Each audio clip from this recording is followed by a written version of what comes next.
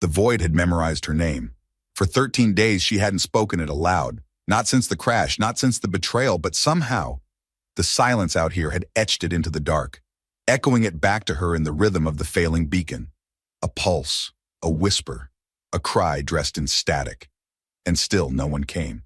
Not her people, not her enemies, not the ones who left her bleeding and half buried in the frozen rock of this nameless moon, just empty stars and silence so thick it felt like gravity. Until the 14th day. A flicker, faint, barely detectable but not imagined. Thrusters cutting through the upper thermals. A ship, not one of theirs. His. Jace Morrow wasn't supposed to be anywhere near this sector. A solar flare had kicked his route off track, cooking half his nav system in the process. He should have filed the detour and kept going. That would have been smart. But he heard it. Not with his ears, with something older. A gut instinct he'd stopped questioning years ago. The distress call. Weak, buried under layers of galactic noise, but steady, like a heartbeat refusing to flatline. He almost skipped it. He knew the risk. Fake signals weren't uncommon out here. Pirates used them to lure in bleeding hearts with messiah complexes. But this didn't feel like bait. He followed it down to a moon that barely deserved the name, just fractured stone orbiting a bloated gas giant. Nothing on the scans, no atmosphere, no reason for anyone to be here. Except someone was. The wreck lay half submerged in a canyon, jagged metal torn open and scorched black. It didn't look like anything he'd ever seen. Sleek organic lines, hull plating that shimmered like oil on water, shifting colors with each angle of light. Alien tech, high-end, likely military, but too quiet now to feel threatening. He kept his boots light and hand near his sidearm as he stepped inside. The first thing that hit him was the cold, unnatural, like the ship had been bleeding heat since impact. Emergency lights flickered. Air was thin, but breathable with assistance. He followed the sound of a mechanical hum, the still-running beacon, and found her slumped against a console, half-conscious. And in that first second, he didn't know what to make of her. Female, humanoid, but definitely not human. Her skin was a muted green, soft and strangely luminous, like light filtered through water. Long black hair, tangled and matted with blood, fanned out across her armor. Her limbs were built like his, 2 arms, 2 legs, but the angles of her features were too sharp, her eyes too large and too bright, like they held twin galaxies behind them. One of those eyes opened slowly when he stepped closer. She tried to move, failed, then fixed him with a stare sharp enough to cut steel. "You shouldn't be here," she rasped. "Neither should you," Jace answered, crouching carefully. "Go, now." He ignored her. "I picked up your signal." Her gaze flicked toward the blinking light. A faint snarl curved her lips. "I didn't mean for anyone to find me." "Well, you succeeded, almost," he said, pulling a water pouch from his pack. She tensed as he reached toward her. He caught the twitch of her hand, reaching for something by her hip. A weapon, maybe. Damaged. She didn't draw it. "Water," he offered, his voice calm. "You look like hell." "I don't need—" Her words cut off as she coughed, badly. He moved closer, bracing her gently as she tried to sit up. Her armor groaned under the strain, cracked across the ribs. He felt her flinch, but she didn't push him away. She took the pouch, drank, slowly, as if every swallow hurt. When she handed it back, her hand trembled, just barely, but enough for him to notice. "What's your name?" he asked quietly. She hesitated. Then, Iria. It hung in the air like a secret, something not meant to be said out loud. She turned her head away like she regretted speaking it. He tried to catch her eye, but she was already scanning the interior of the wreck. "You alone?" he asked. "Yes." "Why?" Another pause. "Too long. My ship was shot down." "By who?" Silence. Jace studied her a moment. There was something behind her expression, something taut and fraying. Not just pain, not just fear, shame. He didn't press her. Not yet. Instead, he shifted to inspect the worst of her injuries. She was bleeding from the side, slow but steady. "I can help with this. I've got med supplies. I don't want your help." "Tough," he muttered. "You're getting it." Iria gave him a look that might have vaporized him if it could. But she didn't fight him. That more than anything told him how bad off she was. She winced as he applied the spray seal. Then quietly she asked, "Why are you doing this?" Jace didn't answer right away. Instead, his thoughts drifted to a different crash years ago. His brother pinned under wreckage in a mining rig that no one came to check. The call for help went unanswered. Too far, too risky. He'd sworn, after that, if he ever heard someone call out, he'd answer. No one else did, he said simply. Iria watched him, the sharp lines of suspicion softening just a fraction. And then something strange happened. She reached into the folds of her cracked armor and pulled out a small, jagged crystal, blue, glowing faintly. Her fingers wrapped around it protectively, then loosened. She held it out just slightly, not to give it, but to show him. He didn't touch it, but he understood. It wasn't a weapon. It was memory, a name, a promise, maybe the only thing she had left from wherever she'd come from. She tucked it back without a word. "Can you walk?" he asked. She hesitated, then nodded. He offered his hand. She stared at it, not like she didn't understand the gesture, but like it meant something too intimate, too real. Still, after a moment, she placed her green hand in his. The contact was brief. Her skin was warm, surprisingly soft. But there was a tremble in it, barely there, but unmistakable. He didn't mention it, but he felt it. As they stepped out into the frozen desolation of the moon, neither of them spoke. But the silence between them no longer felt like emptiness. It felt like the start of something waiting to be broken. The wind howled like it was alive. It scraped across the moon's desolate surface in long, icy breaths, threading through jagged rocks and shattered ridges. The landscape felt endless, an ocean of cracked ice and sharp stone, bathed in the distant glow of a pale gas giant overhead. Its light made everything look dreamlike, half dead. Jace guided Iria across a narrow ridge, one arm hovering near her in case she faltered. She didn't, or maybe she just didn't want him to see it. She walked with stiff, silent resolve, her injured side clearly worsening with every step. Blood had dried along the seams of her cracked armor, and while he'd sealed the wound as best he could, it was still raw, deep and slow bleeding. Her kind probably didn't heal the same way his did. She hadn't said much about it, and he hadn't pushed, but he saw it. In the subtle limp, in the way her hand hovered just above her side, not touching, guarding. Jace didn't speak, not yet. The silence between them felt fragile, like something brittle hanging between trust and survival. He knew better than to fill it too soon. Instead, he focused on the route ahead. His ship, the Hawthorne, was parked about half a click beyond the ridge, sitting squat and scuffed at the edge of a frozen cliffside. It wasn't a beauty by any standard, but she was loyal. And right now, loyalty mattered more than polish. "You'll like her," Jace said finally, his voice cutting through the wind. "Stinks like engine coolant and burns too much fuel, but she'll get you off this rock." Iria said nothing. Her breathing was shallow, tight. She moved with effort, like her body wanted to fold in on itself, but her mind wouldn't allow it. She kept her head up, eyes alert. Her silence wasn't just pain, it was purpose. Jace looked at her, studying the set of her jaw. That sharp focus. He'd seen that look before, in soldiers who had nothing left to lose. She wasn't just trying to survive. She was trying not to fall apart. They passed a cluster of jagged ice spires, glittering like teeth in the moonlight. The terrain sloped downward slightly, narrowing into a tight corridor of compacted snow and rock. Then the ground gave way. It happened in a single breath, a low, groaning crack, like the moon itself was exhaling. The ice beneath their feet split, and before either of them could react, they were falling. Jace's mind snapped into survival mode. He reached for Iria. Too late. The world rushed past in a blur of shadows and ice, and then, impact. He hit hard. Pain exploded in his shoulder as he rolled over uneven stone, a cloud of powdered frost filling his lungs. He coughed, staggered, blinked through the haze. "Iria?" he rasped. There, just a few feet away, crumpled against a jagged outcrop. Her dark hair was tangled, her armor coated in dust and snow. She wasn't moving. "Iria!" He scrambled toward her, slipping as he dropped to his knees beside her. She groaned softly as he reached her, her eyes fluttering open. "Don't touch me," she whispered, wincing. "I'm not leaving you down here," he muttered, already checking her side. No new bleeding, at least none he could see. Her fingers gripped his wrist weakly. "Don't. I'm not going to hurt you."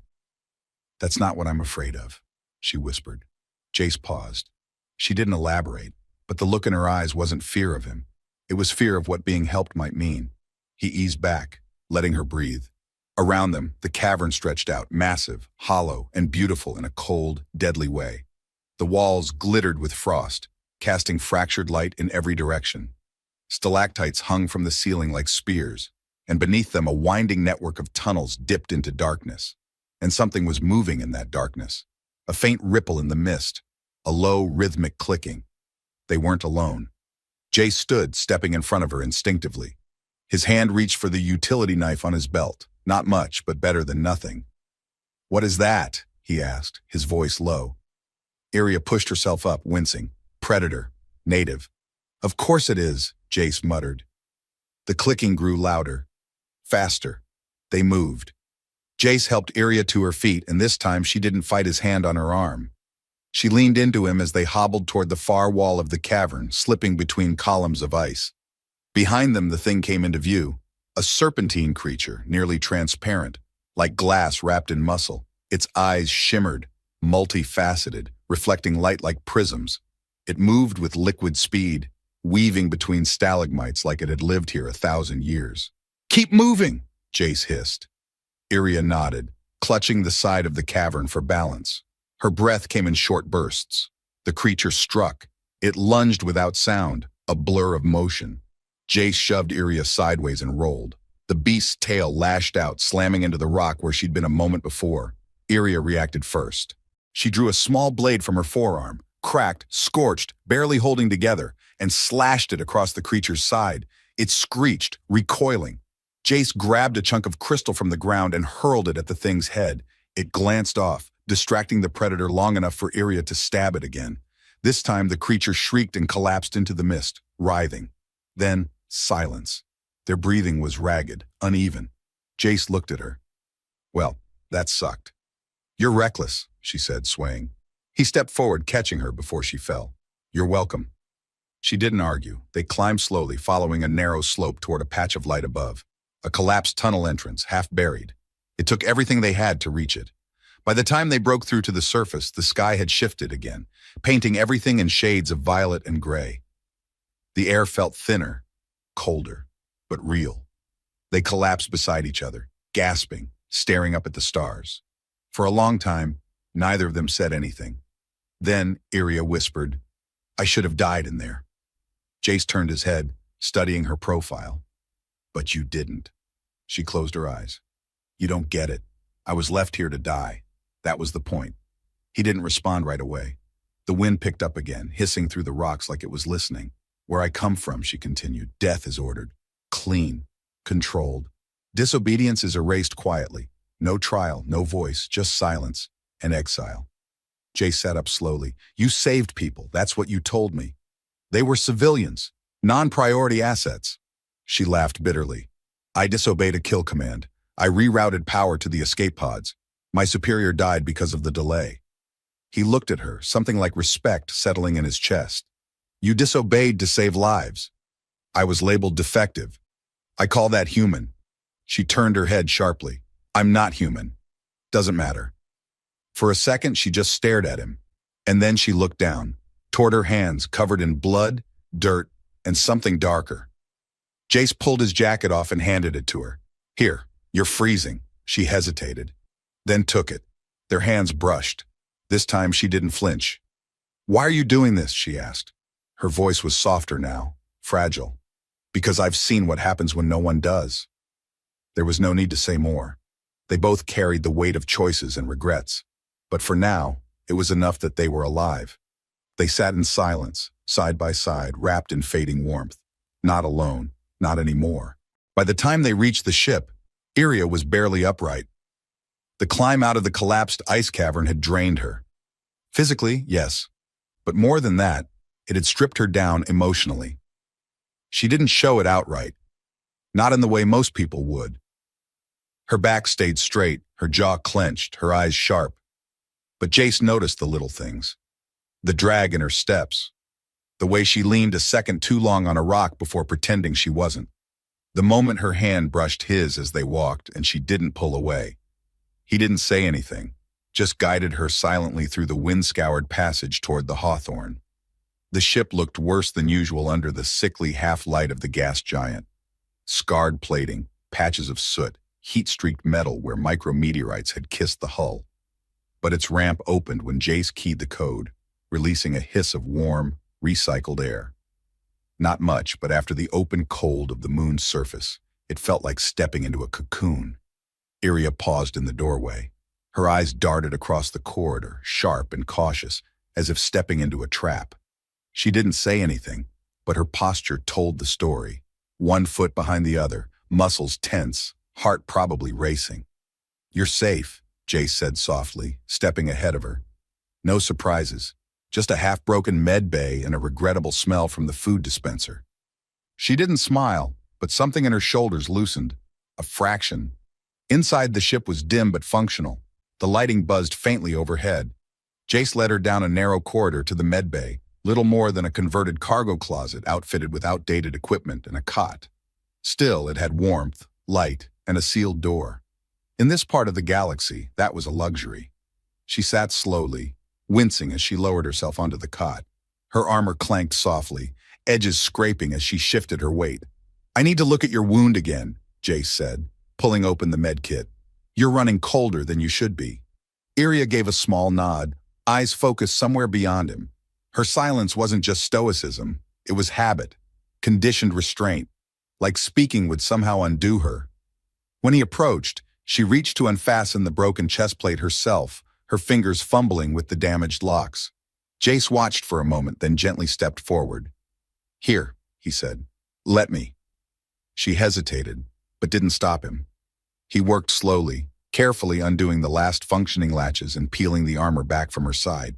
Beneath it, her bodysuit was torn and soaked dark with drying blood. He grabbed scissors from the med kit and cut away the damaged section, revealing the wound beneath.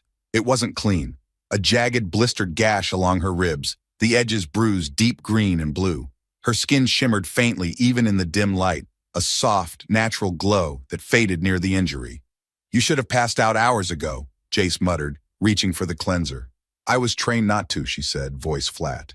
He shot her a glance. "They trained you to ignore pain?"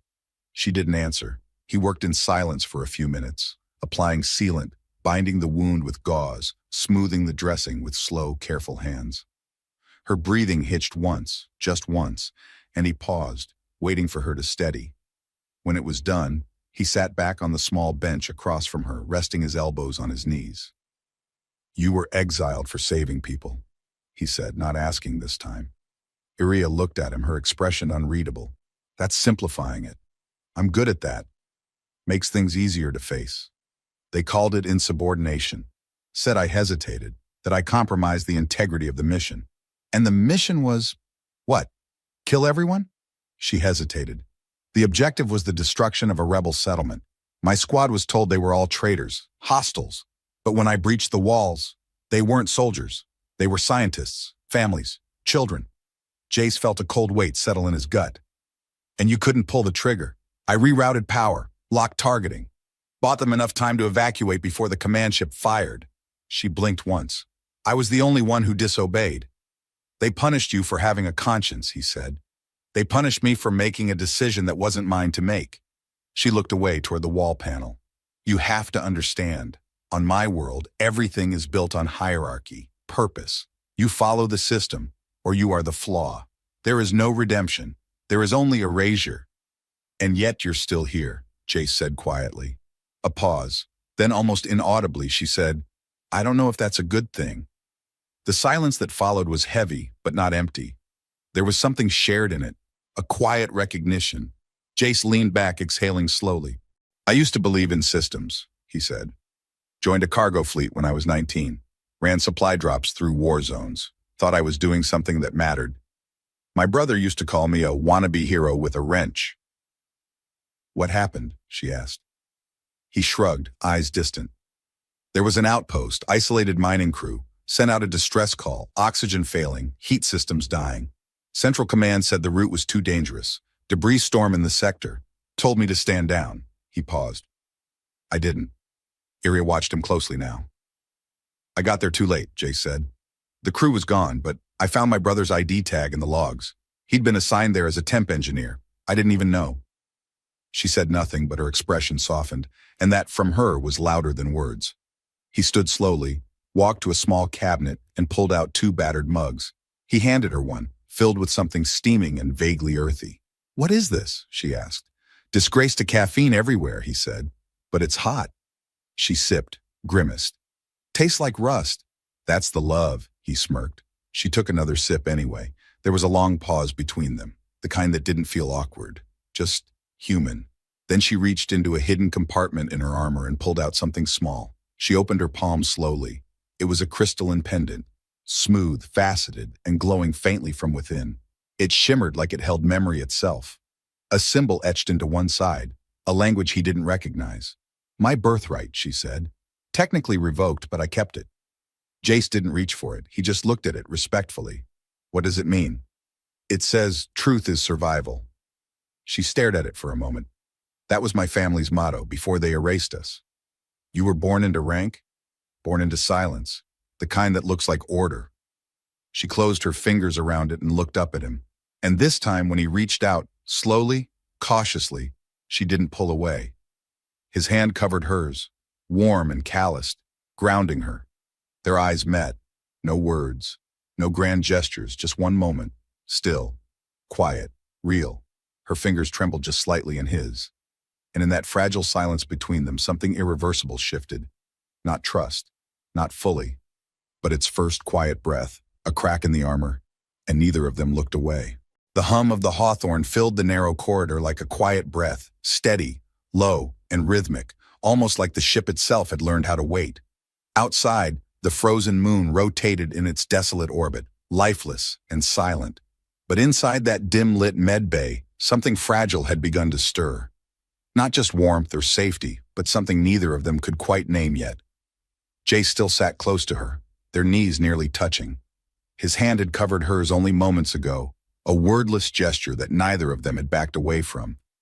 Iria's fingers had trembled beneath his palm, but she didn't retreat. She didn't hide. She didn't vanish into the silence, the way she had every other time before. For a moment, they both just breathed. She studied their hands, still lightly joined.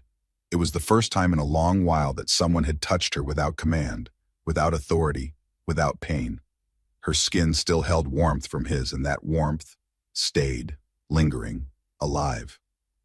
"I've never done that," she said quietly. "Held someone's hand?" Jace asked, a slight smile on his lips.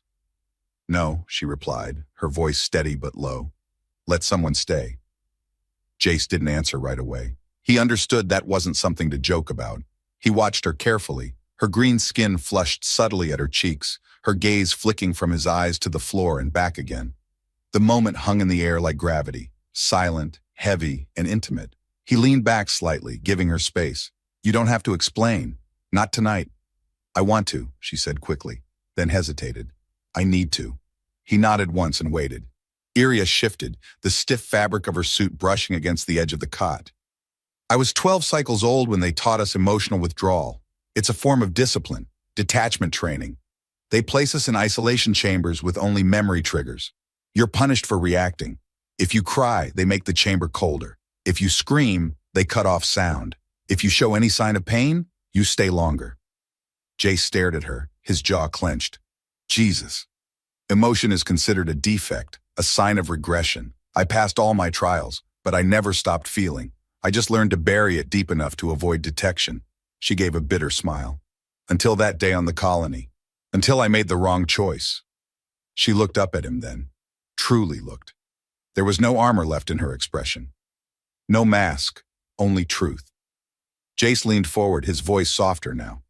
"You were never broken, just raised in a place that couldn't handle someone who wasn't hollow." That caught her off guard. She blinked, visibly stunned by the simplicity of it. Her eyes searched his face like she didn't quite understand how someone like him could see her so clearly. She exhaled slowly. "Your world must be different," he chuckled. "Not as much as you'd think. We still have people who'd rather break something than understand it. But at least we don't pretend that feeling is weakness." There was a pause. Then, "You make me feel like I'm still real." The confession hit with more force than anything she'd said before. It wasn't loud. It wasn't dramatic, but it was honest, unfiltered, raw.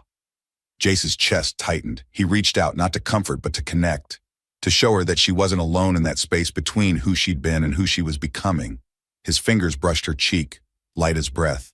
Her skin was warm, impossibly smooth, and for a second she froze, not from fear, but from something deeper, recognition. Slowly she leaned into his touch. That simple motion, so small, so human, broke something open inside both of them. "Iria," he whispered. She looked up, her voice barely a breath. "Don't stop." Jace hesitated for only a heartbeat. Then he leaned in, closer, slow, deliberate, giving her every chance to pull away. She didn't. Their lips met in a kiss that wasn't urgent, wasn't practiced. It was careful, earnest, real. The kind of kiss that came from two people who didn't trust easily, but needed to believe in something, if only for a moment. Her hand slid up his arm, fingertips tracing the line of his shoulder. She didn't know how to ask for comfort with words, but her body remembered what closeness was, what safety could feel like. He deepened the kiss just slightly, just enough to let her know he wasn't afraid of her, wasn't running from the intensity in her gaze or the pain in her past. And when they parted, their foreheads rested together, breath mingling in the warm air between them. For a long time, neither of them spoke. Then Iria whispered, "I don't know how to do this." "You don't have to know," Jace said gently. "We figure it out. Together." She closed her eyes, nodding once. "And if I get it wrong?" "You won't. And if I hurt you? Then we heal." When she opened her eyes again, there was something new in them. Not fear, not confusion, but a quiet sort of strength. Not the kind forged in training halls or battlefields, but the kind born from survival, from vulnerability. "You speak like it's easy," she said. "It's not," he replied, "but it's worth trying." Iria exhaled slowly, leaning back on the cot. The tension in her body had eased slightly, her frame more relaxed, her voice no longer clipped or guarded. "You should sleep," Jace said softly, standing. "You've been through more than anyone should." She reached for his wrist, stopping him. "Stay," his brow lifted. "With you?" She nodded. "Not touching, just here." Jace pulled over a nearby chair and settled beside the cot. The lights dimmed around them automatically, plunging the room into a soft twilight. Silence returned, but this time it was the kind that wrapped around them like a blanket. Not the cold silence of exile or pain, but the quiet that came with being seen, with not having to explain yourself every second. Jace watched her as she drifted to sleep, slowly, her breathing evening out. Her face, for the first time, looked peaceful. He leaned back, resting his head against the wall. His body ached. His mind spun with questions about what came next, what she still hadn't told him, and what it meant to feel this strongly for someone so different, so wounded, so real. But he didn't run from it. He stayed. And in that small, flickering space between sleep and starlight, the coldest place in the galaxy began to feel just a little bit warmer. For the first time in days, the silence felt kind. Inside the hawthorn, dimmed lights bathed the medbay in a soft orange glow. The hum of the ship's systems was steady, like a heartbeat Jace could finally trust. He sat in the chair beside Iria's cot, head tilted back against the wall, eyes half closed. He wasn't asleep, but for once, he wasn't on alert. Across from him, Iria slept. She hadn't stirred much through the night, her breathing soft and even.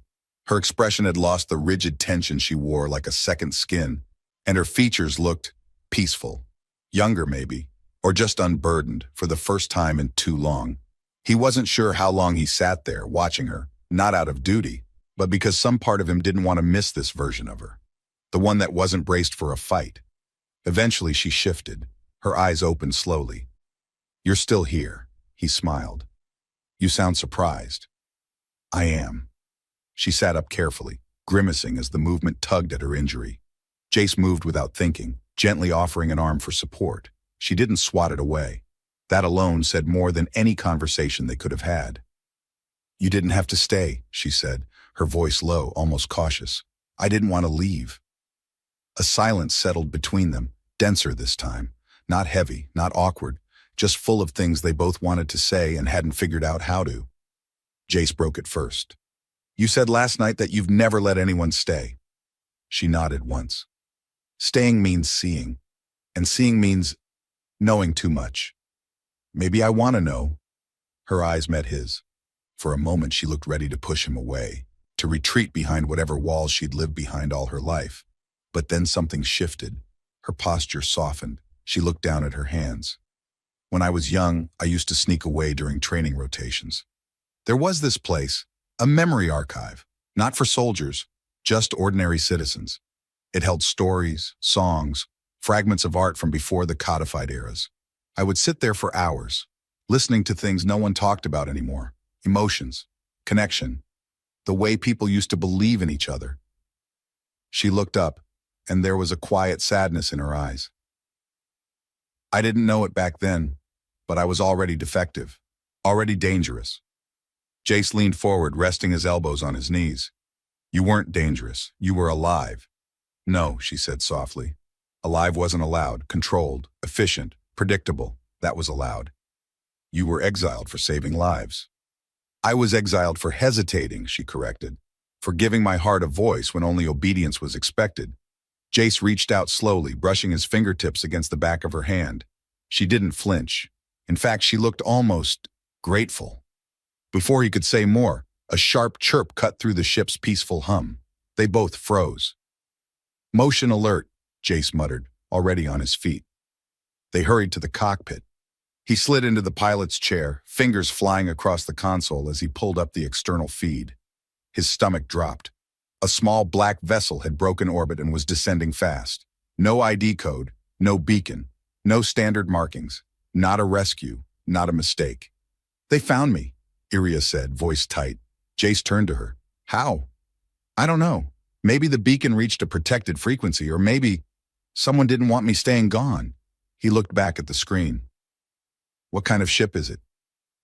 Strike class, she said instantly. Silent hunter, fast, precise. Crew of 4, maybe 5. They don't send it unless they intend to erase something completely. He turned to face her. They're here for you, she nodded. They'll burn the whole ridge if they have to, and they won't miss. Jace's jaw clenched. We need to go, now. She stepped forward. Number, if we run, they'll follow. You don't understand. Once they mark you, it doesn't end. They'll track us across systems, through asteroid belts, through war zones. He stared at her, voice flat. Then what are you suggesting? That we let them kill you? I'm suggesting I draw them away, she said. I know how they think. I know how they hunt. I can bait them off course, long enough for you to jump to safety. He stepped in front of her, his voice low but sharp. Absolutely not. You don't get to decide that. No, but I get to refuse to let you die, her voice dropped. This isn't your burden, Jace. Yes, he said fiercely, it is. There was silence again, but this one was louder, charged with something different, not fear, not anger, desperation. Jace stepped closer. Do you want to know why I stayed? Iria's eyes flickered, her defenses trembling. Why? Because I care about you, he said, because somehow in all this chaos you got under my skin, and now I can't imagine flying out of this frozen hellhole without you on board. Her lips parted, but no sound came. She looked like she didn't know whether to hit him, cry, or run. Instead, she whispered, I think I care for you too. The words were barely spoken, like they cost her something just to say. But she didn't take them back. She meant it. Jace took her hand, his fingers sliding over hers slowly. Then let's fight, together. She nodded once, then again, slower. There's a trench. 5 clicks west, deep ice cut. We go dark, mask our core, jam our comms. If they don't see a thermal signature, they won't risk staying long. I can fly us there, he said, moving toward the pilot's seat, and I'll cover the systems. They worked in tandem, launching the Hawthorne low into the air, hugging the frozen terrain as the enemy ship swept into view from orbit. Jace maneuvered around spires of ice, cutting heat where he could, while Iria rerouted power through external radiators to cool their core emissions. The ship rocked in turbulence, the thrusters straining to stay quiet while maintaining lift. Almost there, Jace muttered. Keep low, Iria said, her fingers flying over the system overrides. They're scanning. The trench yawned below, a jagged scar in the moon's surface, ancient and wide. Jace dropped the ship inside, cutting engines completely. They hit hard, skidding to a jarring stop, hull scraping against ice. Then everything went still, no lights, no engines, just darkness and breath. They sat in the cockpit, shoulders brushing, listening to the silence, a silence full of tension, of hope, of the unknown. Above them, the strike ship hovered for long seconds, scanning, searching, but it didn't descend. After a full minute, it pulled away. They waited another 5 before anyone moved. When Iria finally exhaled, it sounded like the first breath of someone reborn. "They're gone," she said. Jace turned to her, and in the quiet that followed, she looked at him, not with fear, not with guilt, but with something else, something new. "I meant what I said," she whispered. "I've never said that to anyone before." He smiled, tired but true. "I know." And in the darkness of that trench, buried in ice and danger, hunted by a past that refused to die, they found something real, not safety, not certainty, but something better, each other. The silence in the trench was a living thing, thick, patient, and heavy with unspoken decisions. For hours, neither Jace nor Iria moved. The hawthorn remained cold and dark, camouflaged beneath a frozen curtain of snow and shattered rock. Outside, the surface wind screamed past in aimless fury, masking the ship's presence beneath the moon's icy skin. Inside, there was only breath, close, steady, measured. Jace sat at the console in the dim backup light, eyes fixed on the motion scanner. No return pings, no heat signatures. The black strike ship had vanished, ghosting back into orbit or retreating out of range. He wasn't sure. Either way, they were alive. Still hunted, maybe, but not taken, not erased. Behind him, Iria sat with her back to the wall, one leg drawn up to her chest, the other stretched stiffly. Her wound was healing, slowly. She'd said nothing since they shut everything down, and yet her silence wasn't empty. It was waiting. "You've done this before," Jace finally said without turning. "What?" "Survive something like this. Being hunted, staying quiet, counting your own heartbeat." A pause. Then, "More times than I want to remember." He turned, studying her. "How did you survive it?" "I didn't," she said simply. "Not all of me." The words sat in the air like a truth neither of them wanted to examine too closely. Jace rose and walked over, sitting beside her, their shoulders almost touching. She didn't pull away. In fact, she leaned slightly toward him, just enough for him to feel the warmth of her. "You know," he said after a moment, "when I first heard your signal, I told myself I was just answering another call, like I always did. Get in, get out, do the right thing." "And now?" she asked. "Now I think maybe the signal wasn't for help. Maybe it was a message I needed to hear." She turned her head slightly, her eyes catching his. "You think the universe speaks to you?" "I think sometimes we pretend we're just following orders or instinct when really, we're being pulled towards something." Iria's gaze held his for a moment longer. "And what do you think you've been pulled toward?" He didn't answer right away, but his hand, resting between them, moved just slightly until it brushed hers. She didn't pull away. Her fingers, slow and unsure, slid over his. "I don't know what this is," she whispered. "I don't know what to call it, but it feels like something I've never been allowed to want." Jace's voice was quiet. "Wanting something doesn't make you weak." "It does, where I'm from." "Then where you're from is broken." Her eyes closed briefly. A muscle in her jaw flexed. "You say things like that so easily." "Because they're true. No one's ever told me I was allowed to want anything." "Then let me be the first." They sat like that for a long time. No pressure, no demands. Just breath and warmth and closeness. But the world didn't stay quiet. The motion sensor blipped. Once, twice. Then it flared. Jace sprang to his feet, Iria right behind him despite the pain in her side. He lunged for the console, powering on the visuals. 2 smaller scout pods had dropped into the atmosphere. Not full-size ships. Not yet. Recon units. Fast. Designed for silent sweeps. "They're checking for heat trails," Iria said, eyes sharp now. Her entire demeanor shifted in seconds, soldier instincts flickering back to life. "They'll find the melted trench wall if we stay here, even without core power." Jace cursed under his breath. "I thought they left." "They never leave on the first pass. They wait, see who panics, who tries to run. Then we need to move." She grabbed his wrist. "Not yet, not in this ship. It's too visible. They'll see thruster displacement, even on silent launch. We need to draw them off." Jace shook his head. "I'm not letting you go out there again." "I'm not asking for permission." They stared at each other. Tension simmered under the surface, but it wasn't anger. It was fear for each other. Then Iria looked toward the emergency hatch on the port side, the one that led to the exterior maintenance channel. There's a natural cavern just west of the trench. I saw it on the descent. If I can get out there with a portable heat emitter and fake a crash trail, they'll follow it. It'll give you enough time to power up and jump to orbit. Jace stepped in front of her. You do that, and they might not follow. They might spot both signals. They might catch you before I even launch. She was already grabbing gear. Then don't wait for me. Iria, I'm not sacrificing myself, she snapped. I'm doing what I'm good at, surviving, creating distraction, giving someone else a shot. You taught me that sometimes the right choice isn't about orders, it's about instinct. His chest tightened. Don't make me regret learning from you, she said softly. He moved before he could stop himself, closed the distance between them, took her face in both hands and kissed her, fiercely, fully, like the universe might end in the next moment. She kissed him back. There was no hesitation this time, no fear, no confusion, just raw, searing connection. When they pulled apart, she rested her forehead against his. I'll see you soon, she whispered. You'd better. She slipped out through the emergency hatch 5 minutes later, heat emitter slung over her shoulder, steps light in the snow. Jace watched her from the cockpit as long as he could before she disappeared into the rocks. Then he went to work, booted up power, sealed systems, prepared for launch. But every movement felt slower.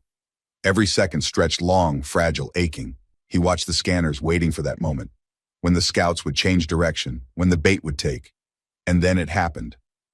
One of the pods veered west, then the second, tracking a new trail, a fake one. She'd done it. Come on, he muttered, hand hovering over the launch trigger. And then on the edge of the scanner, a third heat signature, too fast, too sharp. Jace's stomach sank. A second strike ship, smaller and stealth-equipped, dropped out of low orbit. It hadn't come to search. It had come to finish. No time to hesitate. He slammed the launch key, the Hawthorne roaring to life beneath him. The engines howled as the ship lurched out of the trench, climbing fast. He opened communications.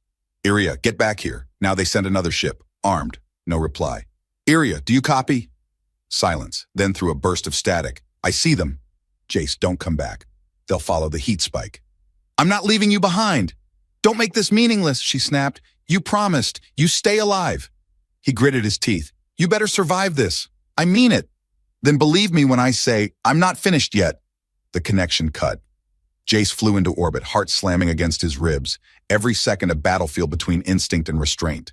He didn't know what awaited her down there. Didn't know if he'd ever hear her voice again, but deep down, something told him this wasn't the end. Not yet. Because Iria wasn't just running anymore. She was fighting, and she wasn't doing it for her people, or her mission, or even redemption. She was doing it for him, and that changed everything. The Hawthorne drifted silently in the edge of the debris field, cloaked in cold and shadow. Jace sat in the cockpit, unmoving, a statue cast in dim light and tension. His fingers hovered over the controls, but he wasn't thinking about flying. He was thinking about her. He could still see the last image of Iria in his mind, her silhouette against snow-glared rock, blood streaked down her face, defiant even in the moment she sent him away. His chest ached with it. Not grief. Not yet. But something just as sharp. The scanner was still silent, no signal, no return ping, no voice. He'd done what she asked. He'd flown, vanished into the field, scrambled his emissions like a coward, pretending to be a tactician. But now that he was safe, if such a thing could be said about any place in this galaxy, he felt more exposed than ever. Where are you? He whispered into the silence. The minutes ticked by like hours. Time throbbed in his temples. He thought of turning back 100 times, of breaking every survival rule in the book, just to get one more glimpse of her, alive or not. And then finally the static cracked, barely a whisper, a broken signal, almost too fragmented to be real. Jace, responding, he bolted upright. Iria, say it again, say it again. Injured, not dead. Following beacon. Relief slammed into him so fast he nearly lost his balance. I've got you. I've got you. Stay with me. He punched in the beacon signal, fired up the thrusters, and sent the Hawthorne surging through the asteroid haze. Every scan he ran sharpened the signal. Every pulse brought him closer. When he found her, she was half collapsed beside the remnants of what looked like a shattered outpost comm tower. Old tech, long dead. She dragged herself there, using the half-buried hardware as an amplifier. Her armor was scorched. Her left arm hung at an unnatural angle, but she was conscious, breathing, alive. Jace jumped from the ship before the landing struts even settled. He ran to her, dropping to his knees, his hands flying to her shoulders. "You came back," she said, her voice cracking. "I told you I would." She started to smile, but it dissolved into a grimace of pain. "Let's get you out of here," he murmured, slipping an arm under her legs and lifting her into his chest. She was heavier than she looked, muscle and gear and exhaustion bundled together, but he barely noticed. Inside the ship, he laid her down on the cot in the medbay, hands working fast. She didn't protest when he removed her armor, didn't flinch when the sealant stung her wounds. She just watched him silently, like she still didn't believe he was really there. "You should have run farther," she whispered. "They could have followed you." "I did run," he said, "but I didn't leave." She exhaled slowly, almost like a laugh. "You're a terrible listener." "I'm a better fighter than a listener," he replied, cutting the last piece of blood-soaked cloth from her sleeve. She looked away. "I nearly didn't make it." "But you did." "I kept hearing your voice in my head," she admitted. "Not the words, just the way you said them, like I mattered." "You do." This time she didn't argue. When he finished dressing her wounds, he sat back against the far wall, watching her like he was afraid she'd vanish if he blinked too long.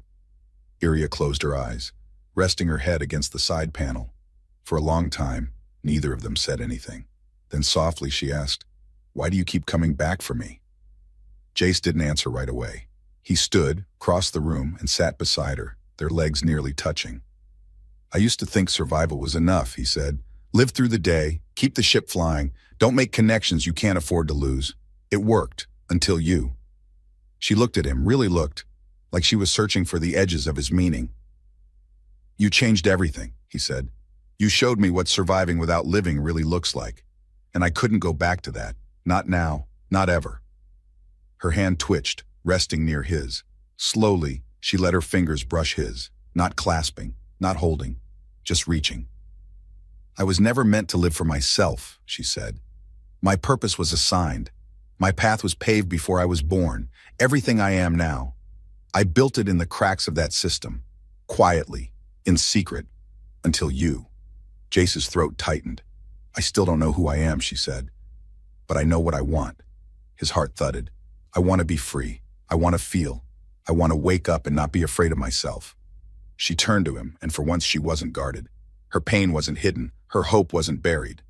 "I want to be with you." Jace reached up, touched her face gently, his thumb brushing over a bruise on her cheekbone. "Then we'll find out who you are, together." And this time when he kissed her, it wasn't a goodbye. It wasn't even a promise. It was a beginning. They left the outer systems behind.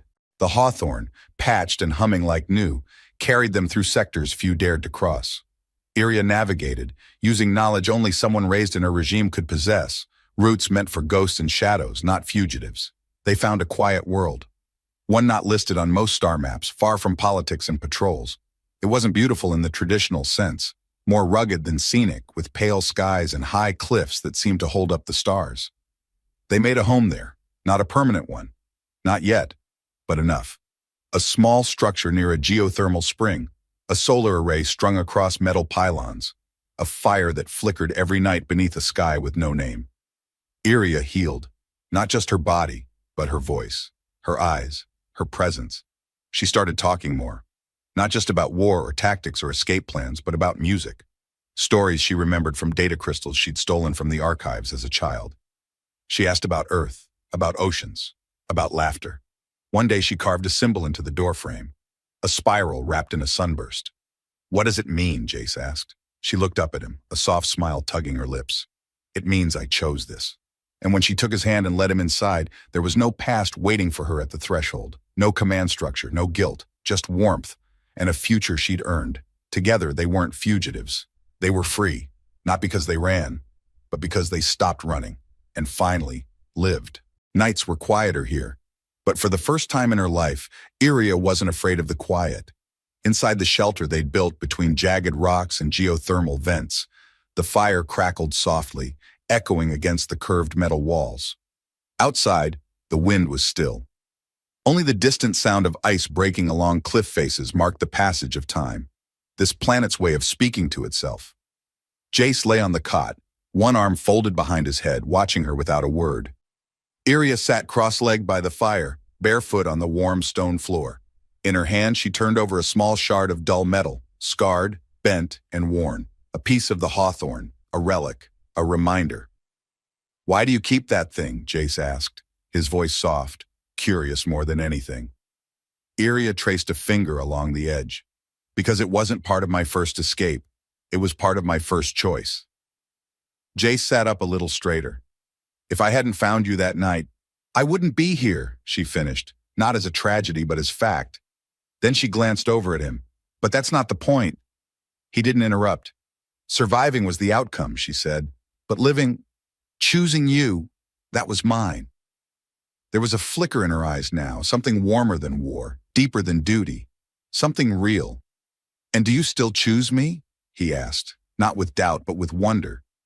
Her answer came with a rare, open smile. "Every day, again and again." The firelight painted her scars in gold. Her body had healed, but not everything had faded. Some wounds clung to her in ways invisible to the eye. Some mornings she still woke with her breath caught in her throat, unsure of where or who she was. But each time a hand waited beside her, never gripping, never demanding, just there, waiting. Jace tilted his head. "Do you still want to stay here, on this world?" Iria was quiet for a moment, listening, measuring the silence outside and the stillness inside herself. "No one tells me who to be here," she said. "And for the first time I have space to wonder who I might become." Then she looked at him. "I don't want to leave, not yet." He nodded. "All right." He didn't push for more. He didn't need to. The answer was already there, not in her words, but in the fact that she stayed. The fire burned lower. Iria tucked the shard of metal into her pocket and silently crossed the room, lying down beside him. Her head found his shoulder. Her breath slowed. No declarations, no need. Just warmth, just presence. The past was behind them. The future was uncertain. But this moment, this quiet, fragile, chosen moment, was theirs. And it was enough.